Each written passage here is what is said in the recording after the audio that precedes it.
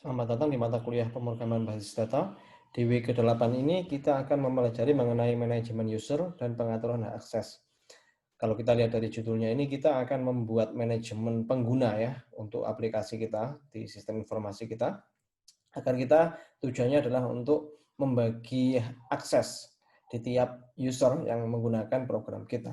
Seperti itu. Untuk week ke-8 ini kita akan fokus ke manajemen user dulu, dan week ke-9 nanti kita akan belajar mengenai pengaturan hak akses melalui aplikasi kita. Oke, manajemen user dan pengaturan hak akses. Dalam mengakses program aplikasi, umumnya terdapat pembatasan hak akses sesuai dari jabatan user. Tujuan dari pembatasan hak akses ini adalah untuk meningkatkan keamanan sistem serta mencegah user mengakses fitur yang tidak sesuai dengan lingkup kerjanya.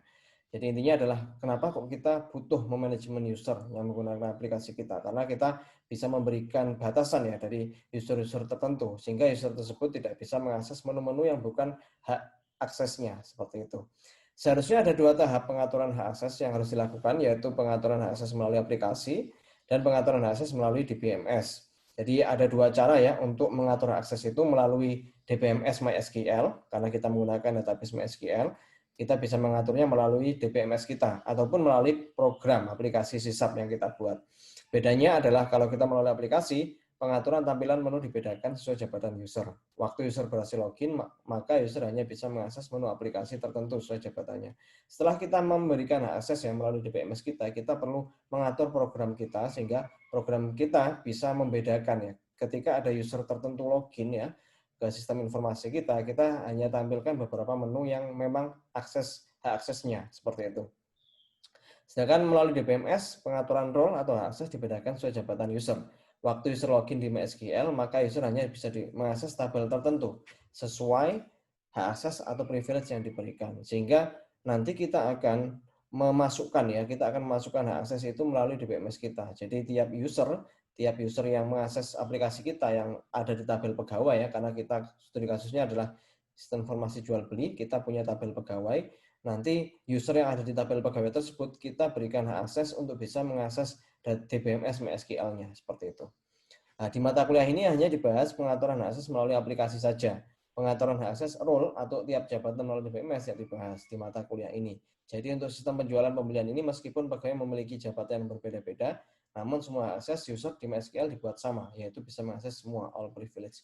Maksudnya adalah walaupun nanti kita memberikan atau mengatur akses itu melalui aplikasi ya, nah, tapi tetap nanti kita akan atur hak akses di DBMS-nya. Cuman ya nanti di DBMS-nya kita tidak akan detail untuk memberikan hak akses ya untuk user tertentu. Jadi intinya adalah nanti kita lebih banyak mengatur hak akses itu melalui aplikasi. Yang di BMS itu kita hanya memasukkan user ke role DBMS, cuman role-nya tidak kita bedakan, semuanya all privilege, semuanya sama. Kalau di DBMS semua user tersebut memiliki hak akses yang sama. Tapi kita bedakan melalui aplikasi. Walaupun sebenarnya bisa kita atur juga melalui DBMS ya untuk membedakan hak akses tersebut. Misalnya user tertentu, user pegawai misalnya ya. Pegawai A itu hanya bisa mengakses tabel barang saja, misalnya seperti itu. Itu bisa kita atur melalui DBMS. Tapi kita tidak akan sampai situ. Kita hanya membedakan itu melalui menu-menu yang bisa diakses di aplikasinya. Sehingga kalau seperti itu, kita hanya perlu memodifikasi program kita sehingga program kita itu bisa membedakan atau menampilkan menu-menu tertentu di tiap user yang login. Ya, yang login pegawai, admin ya. Pegawai, admin itu beda. Nah, itu kita atur melalui aplikasi. Yang di DBMS kita hanya masukkan saja ada sebuah user dengan role tertentu kita masukin ke DBMS, cuman membedakannya nanti lewat aplikasi. Walaupun sebenarnya bisa kita bedakan juga melalui DBMS, tapi tidak akan kita bahas di mata kuliah PPD. Nanti akan Anda dapatkan di mata kuliah manajemen administrasi basis data atau database management. Itu nanti Anda akan diajarkan bagaimana cara membedakan akses melalui DBMS-nya. Karena kita fokusnya adalah programming ya, pemrograman basis data, sehingga pengaturan akses tersebut kita akan atur melalui aplikasi kita. Dan kita tidak akan detail untuk membedakan akses itu melalui DBMS. Walaupun nanti kita bahas hanya untuk memasukkan user role saja, tapi tidak kita bedakan. Seperti itu.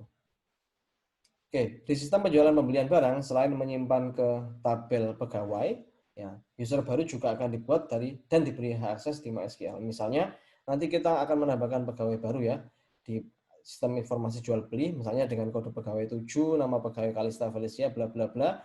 Nanti setelah kita simpan, selain pegawai baru tersebut masuk ke tabel pegawai, ya, tapi juga akan masuk ke role MySQL.